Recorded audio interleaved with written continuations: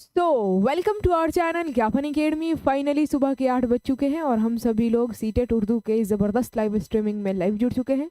सबसे पहले आप सभी लोग चैट सेक्शन में येस और नो लिख करके बता दीजिए कि क्या हमारी आवाज़ आप सभी लोगों तक पहुंच पा रही है। एवरीथिंग इज़ क्लियर नाउ और not, tell me in the chat section. फटाफट एक बार जल्दी से लिखिए। और आज के इस क्लास की शुरुआत हैशटैग बिस्मिल्लाह के साथ। प्रीवियस ईयर क्वेश्चन चल रहा है लगातार, PYQs स्पेशल पिछले साल के जितने भी क्वेश्चन हैं लगातार मैं आप लोगों को करा रही हूँ। और आज भी हम लोग प्रीवियस ईयर क्वेश्चन ही करेंगे और ज़्यादा फोकस होगा हम लोगों का उर्दू पेडागोजी पर, क्योंकि सवाल गलत होते हैं पेडागोजी से ही। ठीक, तो यस ऑल ओके है। एक बार चैट सेक्शन में लिखिए जी हाँ। एक साथ आप सभी को और आपके परिवार वालों को हमारे तरफ से अस्सलाम वालेकुम वरहमतुल्लाहि वबरकातुहू, एंड आप सभी लोगों को भी वालेकुम अस्सलाम वरहमतुल्लाहि वबरकातुहू and good morning to all of you. Yes ma'am, all clear है। तो एक बार आप सभी लोग वीडियो को शेयर कर दीजिए लाइक करके, और चारों तरफ आप लोग के कांटेक्ट में जितने भी लोग हैं चारों तरफ शेयर कर दीजिए और सबको बुला लीजिए। आज की इस क्लास की शुरुआत करेंगे हम लोग ज़्यादा बात ना करते हुए। और हाँ, आज जुम्मा है तो एक साथ आप सभी लोगों को जुम्मा मुबारक। ठीक,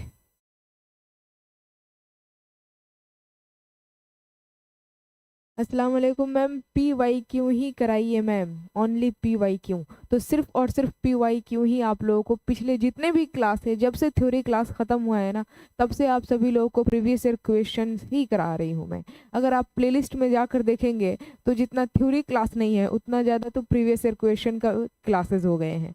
ठीक, तो सिर्फ और सिर्फ आप सभी लोगों को प्रीवियस ईयर क्वेश्चन करा रही हूँ। जितना भी है टोटल करा देने वाली हूँ, टेंशन नहीं लीजिए। हर रोज़ सुबह 8 बजे से ये क्लास होता है, तो जो लोग नए नए आए हों, जितने भी एस्पिरेंट, वो जुड़ जाएंगे ज्ञापन अकेडमी के साथ और हर रोज सुबह 8 बजे से सीटेट उर्दू का ये क्लास करने के लिए एकदम तैयार रहेंगे। चलिए देखते हैं आज का जो क्वेश्चन है, क्योंकि 2021 का क्वेश्चन हम लोग करने वाले हैं। 2024 का किए, 23 का किए, 22, फिर 21 आ गया। ठीक, तो 21 के कैसे कैसे सवाल थे, और ध्यान रहे पेपर 1 के हैं या फिर पेपर 2 के क्वेश्चन मायने नहीं रखते हैं। आपको सवालात जो पूछे जाएंगे ना, वो आपके लिए मायने रखते हैं कि आप उन सवालों के जवाब सही सही बता पा रहे हैं कि नहीं। अगर मान लीजिए आप पेपर 2 के एस्पिरेंट हैं और पेपर 1 के ही सवालों के जवाब नहीं दे पा रहे हैं, तो बताइए इससे बड़ी दुख की बात क्या होगी। सुबह 8 बजे की नाइट में 8 बजे, अभी सुबह 8 बज रहा है कि रात का 8 बज रहा है, बताइए। अभी सुबह 8 बज रहे हैं या फिर रात के 8 बज रहे हैं। यस, सुबह के मॉर्निंग में सुबह 8 बजे से ये क्लास स्टार्ट होता है और इसी वजह से आप सभी लोगों को स्टार्टिंग में गुड मॉर्निंग बोलते हैं। अगर रात को 8 बजे से रहता तो गुड इवनिंग बोलते। चलिए स्टार्ट करते हैं आज का ये क्लास। पेपर 1 और पेपर 2 दोनों एस्पिरेंट के लिए है, तो देखते हैं आज का ये क्लास कितना खास है और आप 30 में 30 सही कर पाते हैं कि नहीं। रेडी? टारगेट होना चाहिए कि हाँ हम 30 में 30 सही कर ले। टोटल 30 क्वेश्चन जो होगा, 30 में 30 आपको सही करना है by hook and by crook, चाहे आप पेपर 1 के एस्पिरेंट हो या फिर पेपर 2 के। चलिए स्टार्ट करते हैं आज का ये क्लास। सबसे पहला सवाल आपके स्क्रीन के ऊपर आने जा रहा है। अपनी कुर्सी की पेटी बांध लीजिएगा, क्योंकि स्टार्टिंग का 15 क्वेश्चन हो सकता है कि आप बिल्कुल सही कर ले, लेकिन पेडागोजी के आज बहुत ही मुश्किल सवाल आने वाले हैं, तो सोच समझ करके क्वेश्चन का आंसर बताइएगा। Yes, without any further delay let go to start. And आज की इस क्लास की शुरुआत हैशटैग बिस्मिल्लाह के साथ। तो ये जैसे कि हमेशा हिदायत से स्टार्ट होता है, नीचे दी हुई इबारत को आपको पढ़ना है, यानी कि गद्यांश को पढ़ना है और सही सवालों के जवाब आप लोगों को बताने हैं।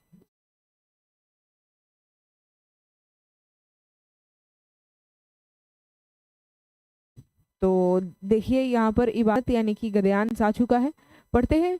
गोलकुंडे के कुतुब शाही सल्तनत बीजापुर के आदिल शाही सल्तनत से भी ज्यादा मुमताज थी, ये लिखा गया है। खानदान कुतुब शाही का बानी सुल्तान कुली कुतुबुल मुल्क एक आला दर्जे का सिपाही और दूरंदेश मुंतजिम था, और उसने जिस हिकमत अमली की बुनियाद रखी उसकी जानशीन भी बराबर उस पर अमल पैरा रहे और उसके बाद सल्तनत बराबर मुस्तहकिम होती गई। फिर आगे लिखा गया है उसके मुल्की पॉलिसी का शायद सबसे बड़ा उनसुर उसका वह एतमाद था जो उसे अपनी रियाया के सरबर उसके उस यहाँ पर क्या लिखा है, उसकी मुल्की पॉलिसी का शायद सबसे बड़ा उनसुर उसका वह एतमाद था जो उसे अपनी रियाया के सरबर आउर्दा अशखास पर था। अच्छा, आउर्दा का मतलब क्या होता है, जरा आप लोग बता सकते हैं?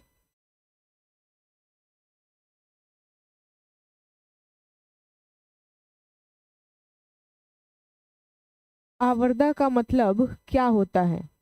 What is the meaning of आवर्दा? यहाँ पर आवर्दा लिखा गया है ना, वाव जो है ना उसके ऊपर जबर रहेगा। आवर्दा का मतलब मैं बता देती हूँ, साथ लाया हुआ सामान, वस्तु, या फिर साथ लाया हुआ आदमी भी होता है। ठीक है, तो यहाँ पर ये आवर्दा का मतलब होगा। तो अपनी रियाया के सरबर आवर्दा अशखास पर था और इस एतमाद में उसने कभी मुस्लिम और गैर मुस्लिम के दरमियान फर्क नहीं किया।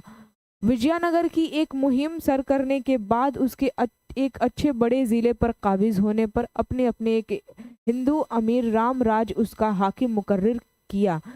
सल्तनत कुली के बाद उसका बेटा जमशेद उसका जानशीन हुआ।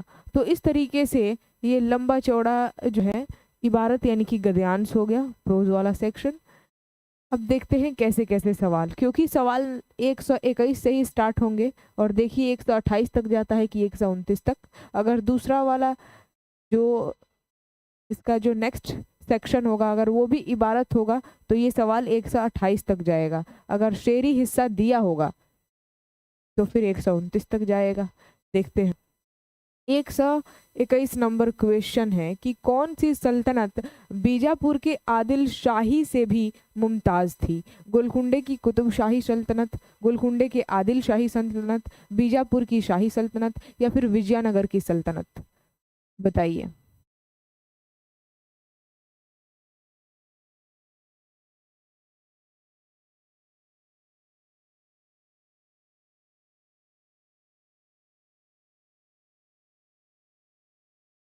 ऑप्शन नंबर ए लगातार आंसर आ रहा है, क्या बात है, जबरदस्त, धुआंधार। स्टार्टिंग एकदम खतरनाक है आप सभी लोगों का। खतरनाक का मतलब ये, इसको पॉजिटिव वे में लेना है। खतरनाक हमेशा निगेटिव टैगवर्ड में नहीं लिया जाता, इसको पॉजिटिव में लिया जाता है। खतरनाक का मतलब एकदम धुआंधार, जबरदस्त। आप सभी का आंसर आया पहले क्वेश्चन का। कौन सी सल्तनत बीजापुर के आदिल शाही से मुमताज थी? तो गोलकुंडे की कुतुब शाही सल्तनत, ये स्टार्टिंग में ही कहा गया है। आगे बढ़ते हैं। 122 नंबर प्रश्न देखिए। 122 नंबर सवाल है कि कुली कुतुबुल मुल्क एक आला दर्जे का सिपाही होने के साथ कैसा मुंतजिम था? खैरंदेश, दानिश्वर, दूरंदेश? दूरंदेश ही कहा गया है। Option number third will be the absolutely right answer. इसको थर्ड बना दीजिए। ठीक, आगे बढ़ते हैं। नेक्स्ट क्वेश्चन, अगला सवाल है कि उसकी मुल्की पॉलिसी का सबसे बड़ा उनसुर क्या था? ऑप्शन ए में दिया है उसका एतमाद जो उसे अपनी रियाया के सरबर आवर्दा अशखास पर था। Very good. Option number A will be the absolutely right answer. यही तो कहा गया है कि उसका वो एतमाद, वो भरोसा जो उसे अपनी रियाया के सरबर आवर्दा अशखास पर था। ठीक है, तो इसका ऑप्शन नंबर ए हो गया। आगे बढ़ते हैं। अगला सवाल है कि उसने कभी मुस्लिम और गैर मुस्लिम के दरमियान क्या नहीं किया? तो फर्क नहीं किया था। मुस्लिम और गैर मुस्लिम के दरमियान वो कभी फर्क नहीं समझे थे। ठीक, तो इसका भी option number A will be the absolutely right answer. Ma'am आप ही आंसर बता देते हैं तो आप लोग फास्ट दिमाग में सोच लीजिए। ये क्योंकि इबारत वाला क्वेश्चन आसान होता है तो इसको हम लोग फास्ट ही कर लेते हैं। पेडागोजी का जो क्वेश्चन आएगा उसमें आराम आराम से करेंगे, कोई दिक्कत नहीं है। लीजिए। 125 नंबर सवाल है कि विजयनगर की मुहिम सर करने के बाद सुल्तान कुली ने किसको हाकिम बनाया था? अपने बेटे को, एक हिंदू राजा अमीर राज को? हाँ, इन्हीं को बनाए थे। एक हिंदू राजा थे अमीर राज,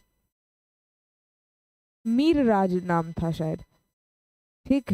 तो उन्हीं को ये हाकिम बनाए थे, हाकिम चुने थे। तो option number second will be the absolutely right answer.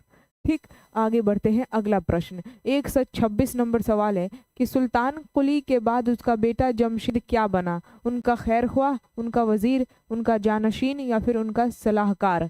तो इबारत यानी कि गद्यांश में ही कहा गया था कि उनका जो बेटा है जमशेद वो उनका जानशीन बना, यानी कि option number third will be the absolutely right answer. ये बहुत आसान सवाल है, आप कह सकते हैं। 15 क्वेश्चन का आंसर बताना। लैंग्वेज कंप्रेशन, इबारत शेर, प्रोज एंड पोएट्री से आसान होता है। 127 नंबर सवाल है कि शख्स की जमा क्या होगी, यानी कि बहुवचन, प्लूरल। अशखास, शख्सियतों, अशखासों, अशखासी। तो शख्स का जमा ये तो और भी ज्यादा आसान है। यस, अशखास, क्योंकि इस इबारत में यूज भी किया गया है अशखास। तो A will be the absolutely right answer. आला का मुतजाद, लीजिए 128 तक गया। इसका मतलब ये जो इबारत था इससे क्वेश्चन 128 तक पूछा है। इसके बाद से जो क्वेश्चन आएगा फिर से इबारत दिया है। अगर शेरी हिस्सा दिया रहेगा यानी कि अशार दिया रहता तो ये क्वेश्चन 129 तक जाता, लेकिन शेरी हिस्सा नहीं है, फिर से इबारत आपको पढ़ना है और 129 से लेकर के 135 तक के सवालों के जवाब आने वाले इबारत को पढ़ करके देने हैं आपको। तो खैर पहले इसका बता दीजिए, आला का मुतजाद। यस, ऑप्शन नंबर सेकंड अदना, एब्सोल्युटली राइट आंसर। क्या बात है, सभी का भी आ रहा है, जबरदस्त। तो ये हो गया पहले इबारत से 128 तक के सवालों का जवाब। अब आगे बढ़ते हैं, दूसरी इबारत फिर दी गई है यहाँ पर।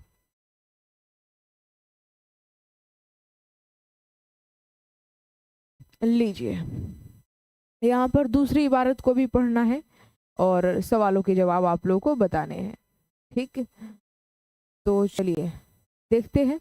मेघालय की राजधानी शिलोंग है। शिलोंग यहाँ के एक देवता का नाम है, उसी के नाम पर उस शहर का नाम शिलोंग रखा गया। शिलोंग देवता को नाच और गाने का बहुत शौक था। यही वजह है कि यहाँ के बाशिंदे आज भी रक्स व सुरूर के दिलदादा हैं। शिलोंग को पहाड़ों की मलिका भी कहा जाता है। यह शहर कदीम व जदीद तहजीब का संगम है। यहाँ बड़ी इमारतों के साथ साथ फूस की झोपड़ी भी नजर आती है। हो गया, आगे भी है, ओहो आगे भी है यहाँ और थोड़ा सा। करकट, पोलो और गोल्फ यहाँ के पसंदीदा खेल हैं। हफ्ता के दिन, सॉरी आई एम सॉरी, यहाँ पर क्रिकेट हो गया। हमको लगा कि आगे खेल की बात नहीं है, यहाँ पर झोपड़ी वगैरह की बात की जा रही है, तो क्रिकेट होगा। Sorry, I am really sorry इसके लिए। क्रिकेट, पोलो और गोल्फ यहाँ के पसंदीदा खेल है। हफ्ता के दिन यहाँ घोड़ों के रेस होते हैं। यहाँ की आदिवासी, खासी और गारो कबीले हैं। अच्छा, यहाँ पर ये कबीले के नाम दिए गए हैं। मुझे लगा ये जो है ना झोपड़ी के वगैरह के बारे में बात कर रहा है कि करकट की और जो पुआल होते हैं उसकी झोपड़ी की बात कर रहा है, तो इसी वजह से। बट झोपड़ी की यहाँ बात नहीं कर रहा है, यहाँ पर खेल की बात कर रहा है कि क्रिकेट, पोलो और गोल्फ यहाँ के पसंदीदा खेल है और हफ्ता दिन यहाँ घोड़ों के रेस होते हैं। यहाँ के आदिवासी, खासी और गारो कबीले हैं, ये सारे कबीले के नाम हैं। यस, गारो कबीला भी होता है। तो ये सभी कबीले हैं और यह लोग नस्लन मंगोल हैं। यहाँ के लोगों की नस्ल क्या है? तो मंगोल। यस,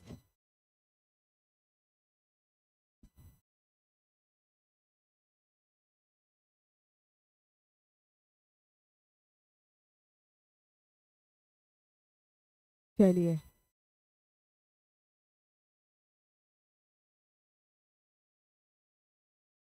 तो अब क्वेश्चन 129 से स्टार्ट होगा और 135 तक जाएगा। रेडी क्वेश्चन का आंसर देने के लिए तैयार?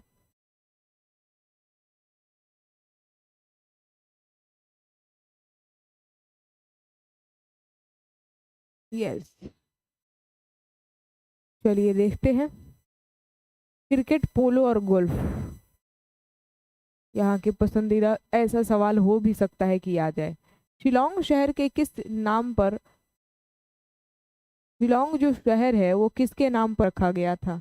ए में दिया है यहाँ के एक देवता के नाम पर, यहाँ के एक राजा के नाम पर, यहाँ के एक गरीब आदमी के नाम पर, यहाँ के एक आदिवासी कबीले के नाम पर। बताइए। स्टार्टिंग तो धुआंधार होगा, मुझे पता है, जबरदस्त। ऑप्शन नंबर, यहाँ के एक देवता जिनका नाम ही खुद शिलोंग था। तो option number A will be absolutely right answer. अगला सवाल, शिलोंग के देवता को क्या शौक था?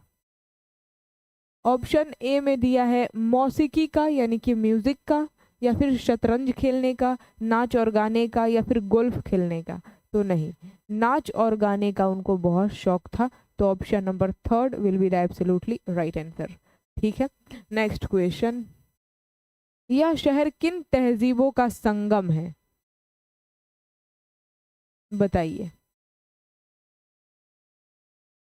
मेरा 65 सरकारी कॉलेज मिला लेकिन दूर है मुजफ्फरपुर, तो शेखपुरा में। तो 24,801 कॉलेज कोड, जनरल कैटेगरी। तो दूर है तो उससे क्या, आपको सरकारी कॉलेज तो मिल गया, ये भी देखिए, ये भी देखिए। आप सरकारी अगर अपने एरिया में लेना चाहते हैं तो फिर प्राइवेट कॉलेज में हो सकता है। तो फिर प्राइवेट कॉलेज में अगर है आपके पास मनी तो पूरा इन्वेस्ट कीजिए और लगाइए। अगर सरकारी कॉलेज मिल गया है तो दूर ही हो, बट कोर्स खत्म कीजिए।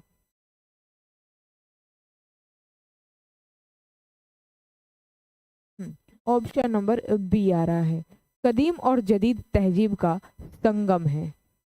ठीक है, प्राचीन और आधुनिक सभ्यता का संगम यानी कि मिलन।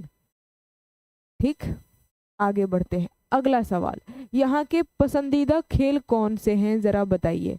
हॉकी, बैडमिंटन और पोलो, कुश्ती, जोडो और कराटे, वॉलीबॉल और बास्क, वॉलीबॉल लिखा है, वॉलीबॉल, वॉलीबॉल और बास्केटबॉल, और क्रिकेट, पोलो और गोल्फ। Option number D. ठीक है, D will be the absolutely right answer, बिल्कुल सही है।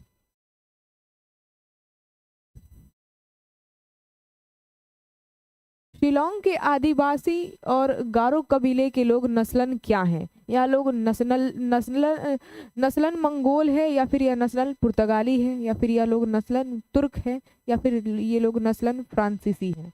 तो ये कहा गया है कि नस्लन जो है वो मंगोल है। सीटेट का नोट्स नहीं है क्या? सीटेट का जितना भी क्लास होता है ना, हर एक क्लास का पीडीएफ आपको टेलीग्राम पर मिल जाता है। तो जो लोग टेलीग्राम से नहीं जुड़े हैं ज़रूर जुड़ जाइएगा। ये लोग मसलन नस्लन मंगोल थे। Option number A will be the absolutely right answer. आगे बढ़ते हैं, अगला सवाल देखते हैं, कबीला का जमा यानी कि बहुवचन क्या है? ऑप्शन ए में दिया है कबील, कबीलों, कबाइलों, या फिर कबाइली।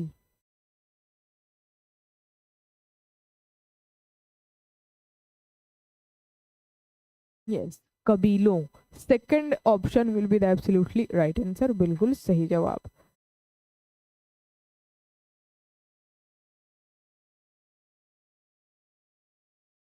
आगे बढ़ते हैं, अगला सवाल, शहर का मुतजाद क्या होगा यानी कि opposite word,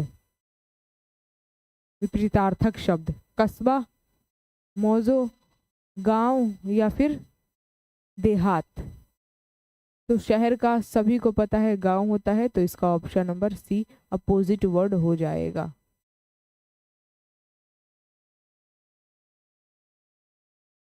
option number C will be the absolutely right answer. आगे बढ़ते हैं, अब यहाँ पर पेडागोजी के सवाल 136 नंबर आ चुका है आपके स्क्रीन के ऊपर। सवाल पूछा जा रहा है कि आमतौर पर अपने आप जबान सीखता है। आमतौर पर अपने आप जबान सीखता है।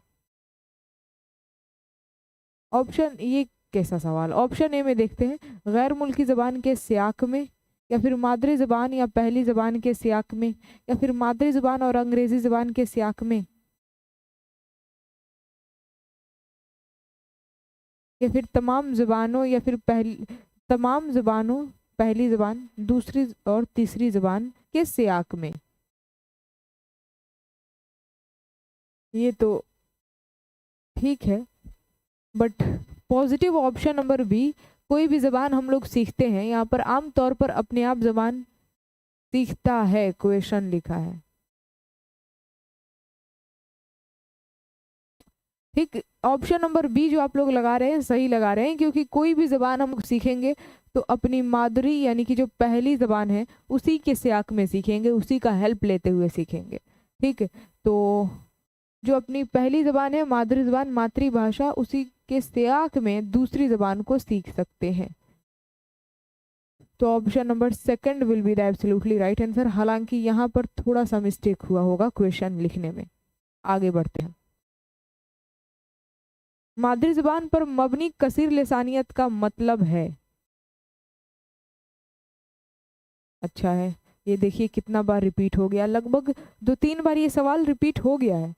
2-3 बार नहीं, 3-4 बार। आप देख सकते हैं प्रीवियस ईयर क्वेश्चन में लगातार कराते आ रही हूँ, और इसमें ये जो क्वेश्चन है बहुत बार रिपीट हुआ है, कसीर लिसानियत वाला, बहुभाषिकता वाला।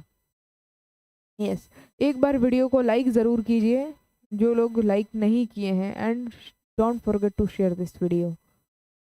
यस, ऑप्शन नंबर सी आप लोग लगा रहे हैं। मादरी ज़ुबान पर मबनी कसीर लिसानियत यानी कि बहुभाषिकता का मतलब है, डायरेक्ट सी ही ऑप्शन देखूं, सिर्फ वाला तो नहीं होगा। जहां पर भी सिर्फ आ जाए वो निगेटिव टैग वर्ड में माना जाता है, तो सिर्फ नहीं होगा। मादरी ज़ुबान अंग्रेजी और हिंदी ज़ुबान की आमोजिश नहीं। कसीर लिसानियत का मतलब होता है मादरी ज़ुबान से शुरू करना और बाद में दूसरी ज़बानें सीखना। पहले मादरी ज़बान से शुरू करेंगे और बाद में दूसरी ज़बान सीखेंगे। तो ऑप्शन नंबर सी बिल्कुल सही जवाब है।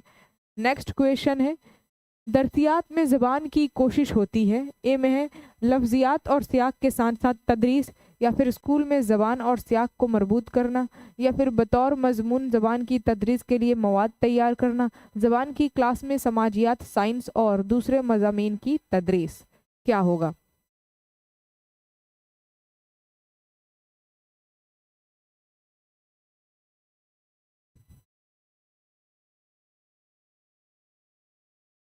दर्सियात में ज़बान की कोशिश होती है। जब आप भाषा सिखाते हैं तो आपकी कोशिश क्या होती है? भाषा सिखाने का सबसे बढ़िया तरीका है, जो ज़बान आप सिखा रहे हैं, यानी कि जो स्कूल में आप भाषा सिखा रहे हैं, जो ज़बान सिखा रहे हैं बच्चों को, उसको उसके रियल लाइफ से जोड़ें। जो पहले से जानता है, जो बाहर की ज़िंदगी है, उससे जोड़ने की कोशिश करें।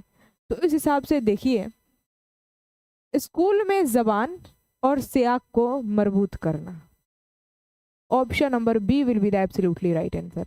तभी तो बच्चा सीखेगा। मान लीजिए कोई भी टॉपिक आप समझा रहे हैं, बच्चों को सिखा रहे हैं, तो उसको बाहर की ज़िंदगी, जो बच्चे का सियाक जो पहले से वो जान रहा है, बाहर की लाइफ का एग्जाम्पल देते हुए जब आप समझाएंगे ना, तो उसे रिलेट कर पाएगा। तो ज़रूरी है कि स्कूल में जो ज़बान है उसको सियाक से जोड़ दिया जाए। स्कूल में ज़बान और सियाक को मरबूत करना, option number B will be the absolutely right answer. Next question, ज़बान की तदरीस में उसूल से परे जाने का मतलब क्या है? बताइए। 4 ऑप्शन आपके सामने। ज़बान की तदरीस के ख़ास उसूल को ना मानना, या फिर ज़बान की तदरीस के तमाम उसूलों को मानना, या फिर यह मानना कि तलबा की ज़बान की आमोजिश के लिए कोई भी तरीका दुरुस्त नहीं है। डी में दिया यह मानना कि उसूल ज़बान की आमोजिश में रुखना अंदाज होते हैं।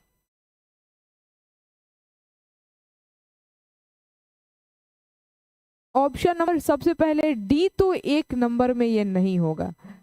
और अगर सी की बात करें तो इसमें बोल रहा है कि यह मानना कि तलबा की ज़बान की आमोजिश के लिए कोई भी तरीका दुरुस्त नहीं है, ज़बान की भाषा के अधिगम के लिए कोई भी तरीका सही नहीं है।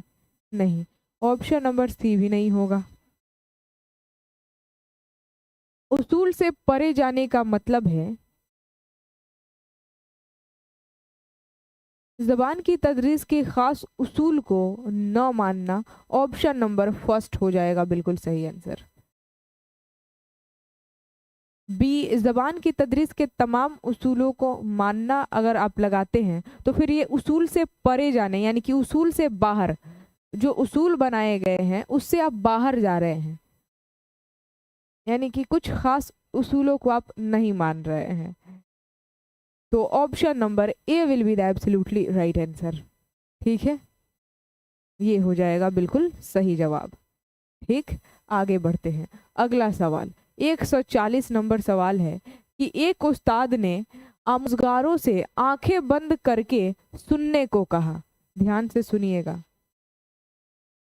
एक शिक्षक ने अपने विद्यार्थियों से आंखें बंद करके सुनने को कहा।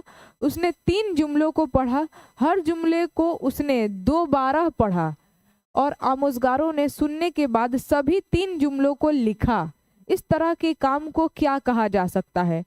आंखें बंद करके इमला यानी कि क्लोज डिक्टेशन, या फिर खाका का इमला स्कीम डिक्टेशन, या फिर जुमलों का इमला सेंटेंस डिक्टेशन, या फिर कवायद का इमला ग्रामर डिक्टेशन। क्या कहेंगे आप इसे?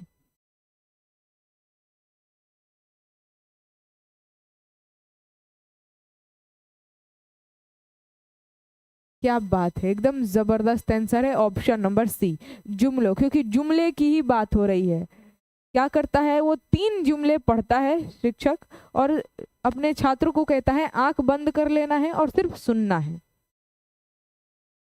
और जो 3 जुमले पढ़ता है उसको दोबारा भी पढ़ता है, तीनों जुमलों को।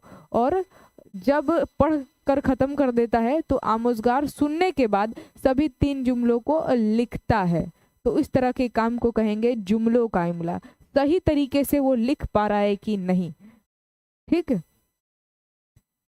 ऐसे मौलवी साहब भी हम लोगों को लिखाते थे, वो मुंह जबानी बोलते थे और हम लोग लिखा करते थे। तो ये भी क्या है? इमला ही एक तरह से। यहाँ पर जुमलों की इमला की बात हो रही है, तो जुमलों का इमला सेंटेंस डिक्टेशन हो रहा है। सी हो जाएगा बिल्कुल सही जवाब। आगे बढ़ते हैं।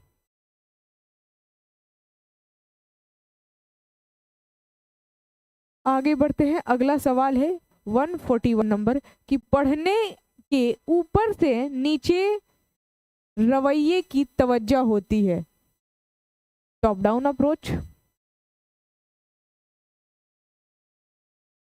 जुज से कुल पर, तफसील से तजरीद पर, कुल से जुजों पर, गौर व फिक्र से तज्जिया पर। क्या होगा?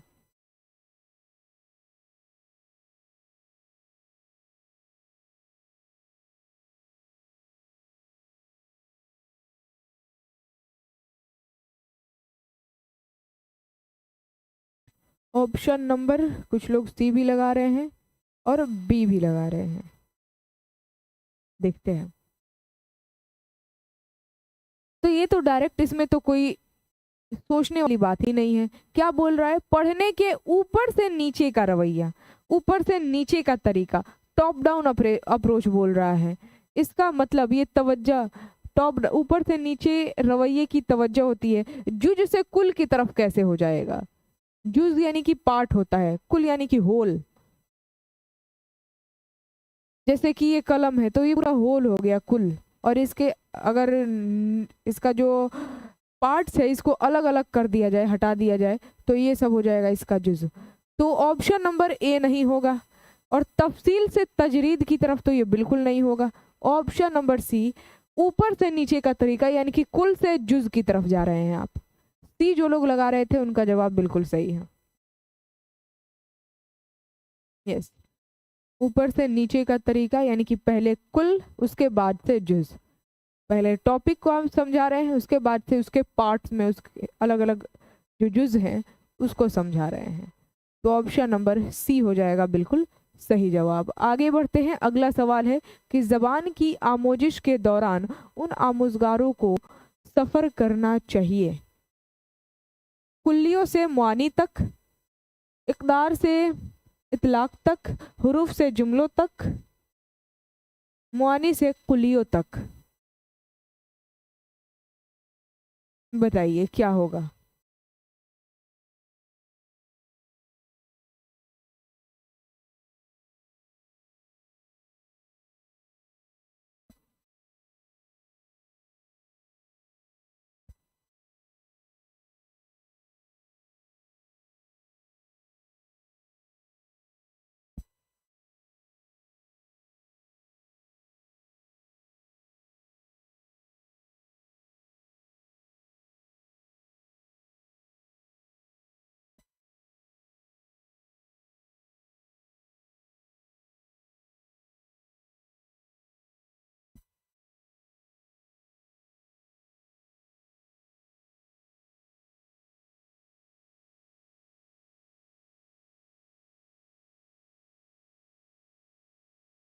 ऑप्शन नंबर सी या फिर डी?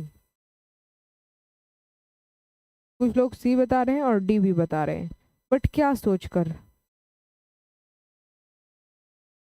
ठीक, देखते हैं। ज़बान की आमोजिश के दौरान आमोजगारों को सफ़र करना चाहिए, कुल्लियों से मुआनी तक तो नहीं होगा। गलत। ऑप्शन नंबर ए बिल्कुल नहीं हो सकता है। कुल्लियों का मतलब ऐसा नियम जो सब पर लागू हो, ठीक है? तो ऑप्शन नंबर ए नहीं होगा। मानी से कुल्लियों तक हो जाएगा, पहले मानी को समझाइए, यानी कि मानी से कुल्लियों तक लेकर के जाएंगे, ठीक है? कुल्लियों का मतलब कानून आप कह सकते हैं,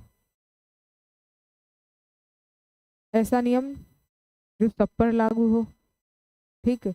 तो ऑप्शन नंबर डी हो जाएगा, कुल्लियों से मानी तक नहीं, मानी से कुल्लियों तक।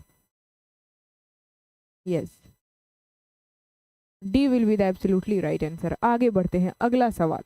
हिंदुस्तान के स्कूली दर्सियात में अंग्रेजी जबान है, अंग्रेजी जबान को कौन सा दर्जा दिया गया है? लीजिए, आपको बताना है। ए में थे गैर मुल्की जबान, पहली जबान, दूसरी जबान या फिर आईनी जबान।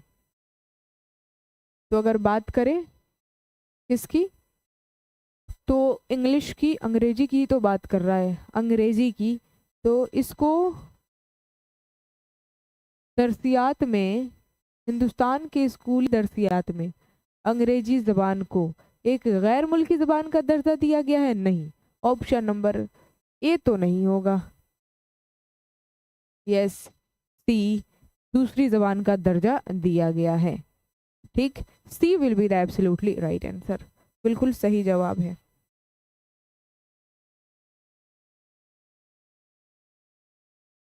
आगे बढ़ते हैं, अगला सवाल।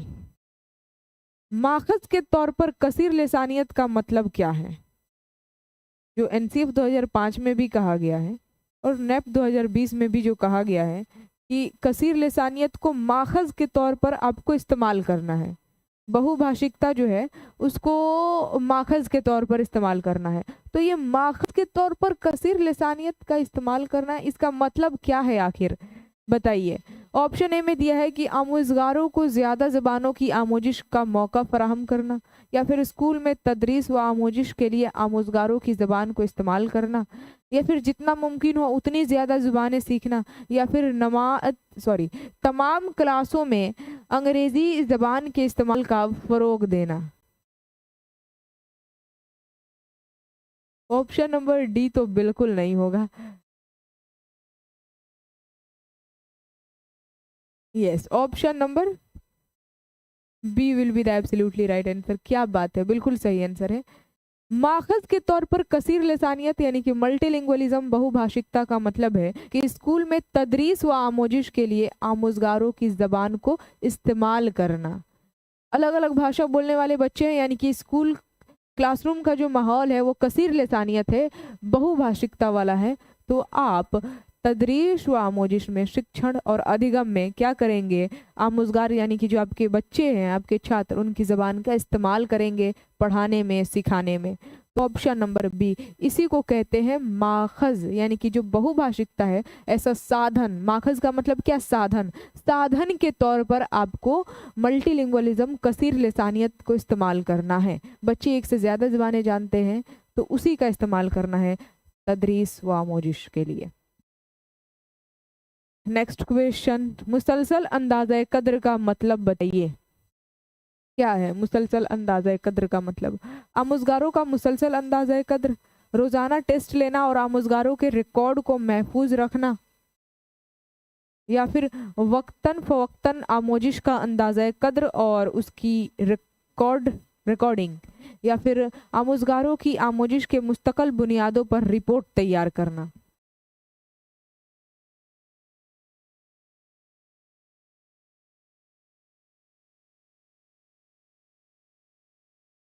चलिए, बिल्कुल सही आंसर आ रहा है, ऑप्शन नंबर सी, समरीन ने बताया है, वेरी गुड। शहनाज, जबरदस्त। सी, वक्तन फवक्तन आमोजिश का अंदाज़ा कद्र और उसकी रिकॉर्डिंग, मुसलसल अंदाज़ा कद्र का मतलब यही होगा, ठीक। सी हो जाएगा बिल्कुल सही जवाब। वक्त वक्त पर आप क्या कर रहे हैं? आमोजिश का अंदाजा एकत्र यानी कि मूल्यांकन जांच भी कर रहे हैं, बच्चे कहाँ तक सीखे हैं और उसकी रिकॉर्डिंग रखें, इसी को क्या कहेंगे? मुसलसल अंदाजा एकत्र यानी कि जो मूल्यांकन है, ये जांच है, ये रुक नहीं रहा है। वक्तन फवक्तन यानी कि समय समय पर, वक्त वक्त पर आप क्या कर रहे हैं? लगातार अंदाजा एकत्र यानी कि जांच कर रहे हैं। आगे बढ़ते हैं, अगला सवाल 146 नंबर क्वेश्चन है कि शायर की तदरीस में तवज्जो नहीं देनी चाहिए।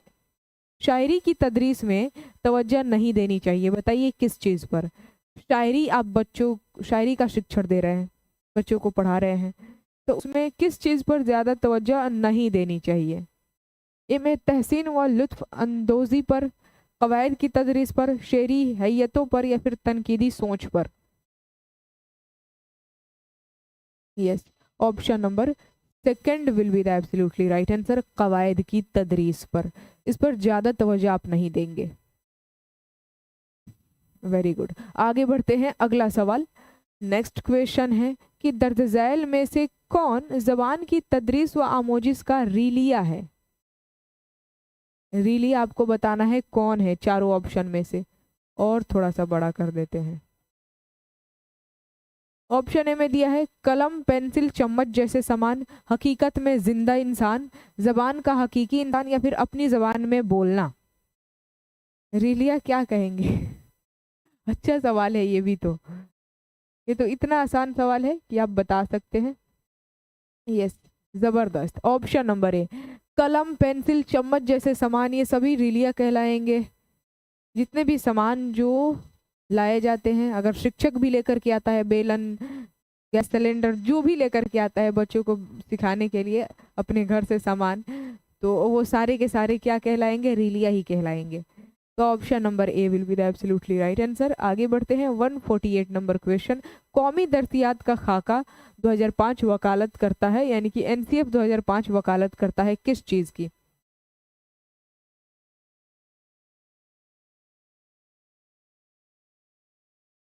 टेंथ ट्वेल्थ ग्रेजुएशन डीएलएड में उर्दू नहीं है, सीटेट में उर्दू लेने पर दिक्कत तो नहीं है, रुखसाना परवीन का कहना है।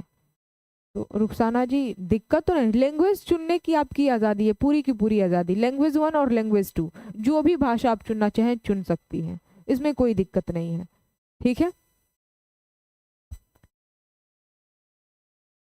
आप उर्दू ले सकती हैं। चलिए देखते हैं, ऑप्शन नंबर सी आ रहा है आप लोगों का। आमुज़गार बतौर मालूमात का मेमार, आमुज़गार बतौर मालूमात का वसूलकंद, या फिर आमुज़गार को बहुत सी ज़बानें सीखनी चाहिए, या फिर अंदाज़ा कद्र को मतन पर मबनी होना चाहिए। क्यों अंदाज़ा कद्र को मदन पर? ऑप्शन नंबर ए ठीक दिख रहा है सबसे बढ़िया। ऑप्शन नंबर डी तो नहीं होगा और बी तो बिल्कुल भी नहीं होगा। आमुज़गार बतौर मालूमात का Maymar, option number A will be the absolutely right answer. कौमी दर्सियात का खाका 2005 वकालत करता है आमुज़गार बतौर मालूमात का मेमार। इसको क्या कह सकते हैं? आमुज़गार जो विद्यार्थी हैं उनको मालूमात होनी चाहिए, जानकारी होनी चाहिए, जो भी टॉपिक आप पढ़ा रहे हैं वो चीज़ें समझें, जानें, सीखें। तो option number A will be the absolutely right answer. ज़बान के निसाब में शामिल है, भाषा का जो सिलेबस है उसमें क्या चीज़ें सम्मिलित है, बताइए। ऑप्शन ए में दिया है मवाद और अंदाज़ा कद्र।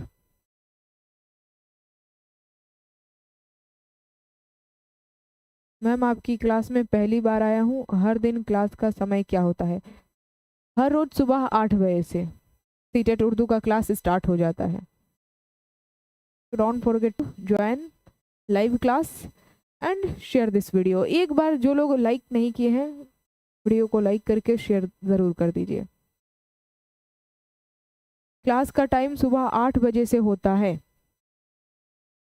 ज़बान के निसाब में शामिल यानी कि जो भाषा का सिलेबस है, जो आप ज़बान भाषा सिखाएंगे, कोई भी भाषा क्यों ना हो, उसका सिलेबस में क्या चीज़ सम्मिलित होना चाहिए, मवाद या फिर अंदाज़ा मवाद और अंदाज़ा कद्र। ज़बान की तदरीस व आमोजिश के लिए मकासद, मवाद, तरीका, मौज़ूआत और अंदाज़ा कद्र, या फिर ज़बान की तदरीस व आमोजिश के लिए मकासद, मौज़ूआत, कवायद के उसूल। और डी में दिया है अंदाज़ा कद्र और तदरीस के तरीके। क्या होगा? ऑप्शन नंबर बी लगा रहे हैं। क्या बात है, एकदम ज़बरदस्त आंसर है। सभी चीज़ें होनी चाहिए, यानी कि ज़बान की तदरीस व आमोजिश दोनों होना चाहिए, शिक्षण और अधिगम।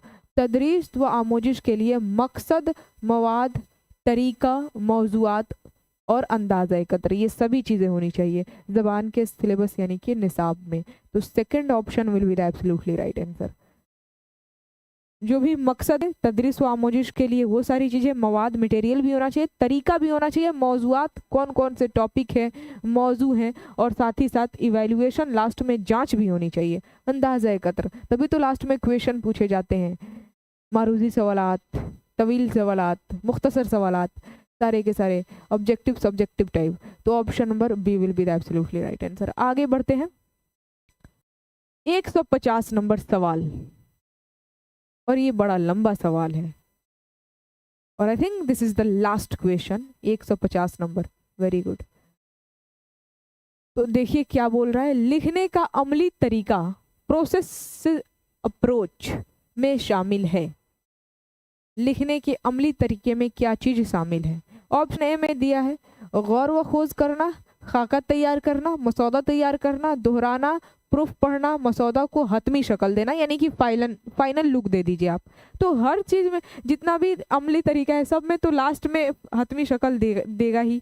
देखिए इसमें भी हतमी शक्ल है, इसमें भी फाइनल लुक, इसमें भी हतमी शक्ल, और जो डी है उसमें भी हतमी शक्ल दिया होगा। देखिए इसमें भी लास्ट वाला नहीं देखना है आपको, स्टार्टिंग वाला देखना है, आपको स्टार्टिंग वाला देखना है। तो सबसे पहले गौर व खोज होता है, ये बात सही है। लिखने के अमली तरीके में क्या होता है, लिखने की जब हम शुरुआत करते हैं तो टॉपिक के ऊपर गौर व खोज करते हैं, ठीक। तो गौर व खोज सब में है, सब में है, सब में है, सब में है। फिर उसके बाद से खाका तैयार करते हैं, किस फॉर्मेट में आप लिखेंगे। तो खाका तैयार करना ऑप्शन नंबर ए में भी है, बी में भी है, सी में भी है और डी में है। ओहो, अब उसके बाद से होता है मसौदा तैयार करना।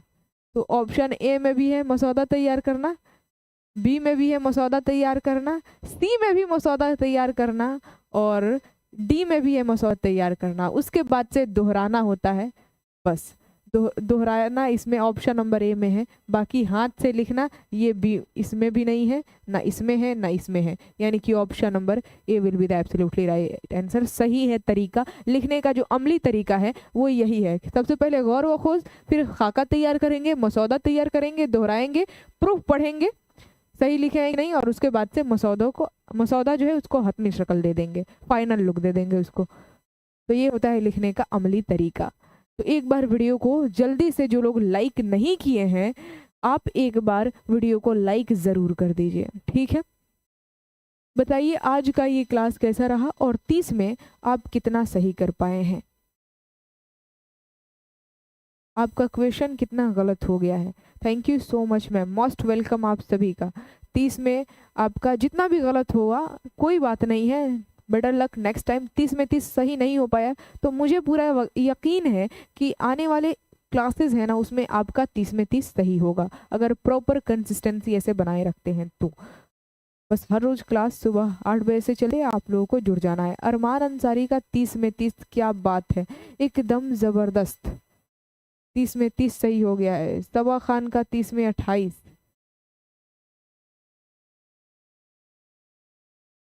चलिए 30 में 30 स्मार्ट बॉय लिखा हुआ है, ठीक है। चलिए आपका भी 30 में 30 सही हो गया।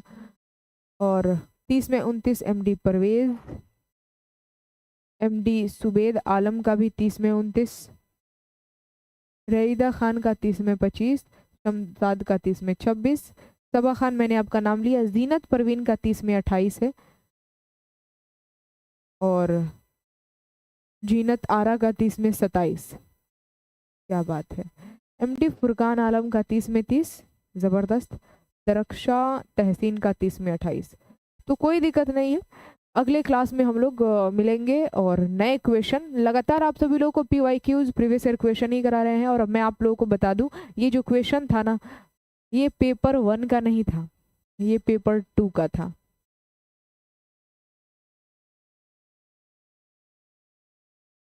ठीक है,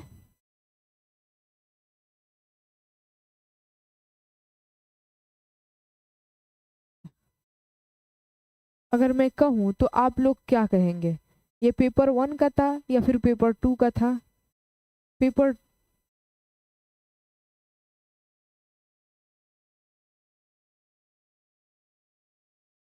मैम, हम भी अभी से क्लास शुरू किए हैं, उर्दू में अच्छा नंबर आ जाएगा ना? बिल्कुल आएगा।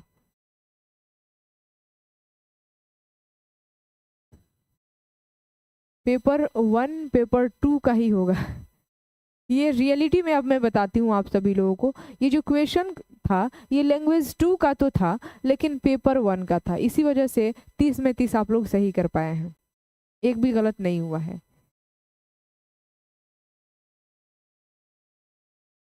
चलिए कोई बात नहीं, आज के इस क्लास को यहीं पर एंड करते हैं। अगले क्लास में मिलेंगे नए एनर्जी नए मोटिवेशन के साथ। वीडियो को लाइक शेयर वगैरह कर दीजिएगा, कमेंट बॉक्स में ज़रूर लिख करके बताइएगा कि आज का ये क्लास कैसा रहा। और टेलीग्राम से जुड़ जाइएगा, क्योंकि टेलीग्राम पर ही आप लोगों को PDF दिया जाता है। ज्ञापन एकेडमी ऑफिशियल टेलीग्राम का नाम है। यहीं पर अभी जैसे क्लास खत्म होगा PDF डाल दिया जाएगा। तो don't forget to like and share this video, और कमेंट बॉक्स में ज़रूर लिख करके बताइए कि आज आपका ये जो क्लास है ये कैसा रहा, अच्छा लगा या फिर अच्छा नहीं लगा।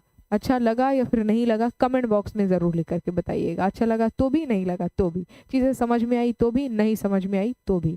ठीक है, तो मिलते हैं नेक्स्ट क्लास में। आज आप सभी लोगों को जुम्मा मुबारक, जुम्मा है। तो आज का क्लास फाइनली ख़त्म हो गया। मिलते हैं अगले क्लास में, तब तक के लिए हंसते रहिए, मुस्कुराते रहिए, स्वस्थ रहिए, मस्त रहिए, खुशहाल रहिए अपने जीवन में। और वीडियो को लाइक शेयर वगैरह करके कमेंट बॉक्स में ज़रूर बताइए कैसा रहा क्लास। तो बाय बाय, टेक केयर, जय हिंद और खुदा हाफिज़।